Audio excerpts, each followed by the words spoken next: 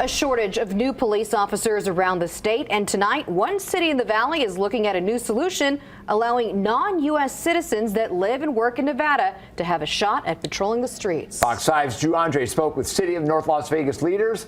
They're spearheading this proposed legislation. He joins us live now from City Hall. Drew?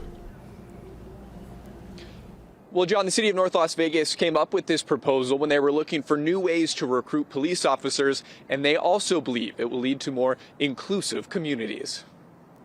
It's an honor to have the badge placed on your chest, but in Nevada, only one bestowed upon U.S. citizens. We started looking at what the state had done in 2015 when they did basically the same thing, but for teachers. We said, well, why don't we just do the same thing for police officers? There are about 140,000 Nevada residents that have legal authorization to work in the U.S., but are not American citizens, plus another 12,000 to 15,000 DACA recipients.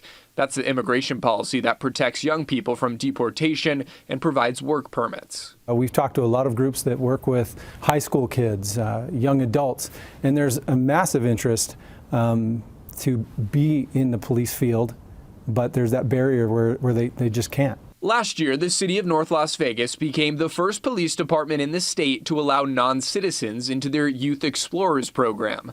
That gives teens a chance to learn about a future career in law enforcement.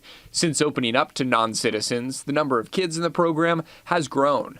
We get our recruitment numbers up for sure, but more importantly is to just be all-inclusive to the community. Between retirements and a lack of interest in joining police forces, departments in Nevada and across the country have struggled to recruit new officers.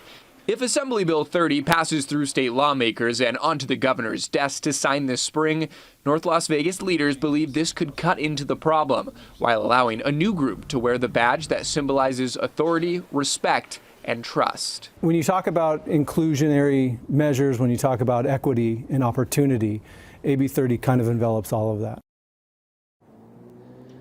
And there is precedent for this. Neighboring California and Utah both allow non-citizens to be police officers. John? Drew, thank you. And in the United States, immigrants with work status can join the U.S. military with a potential path to citizenship after serving for a year.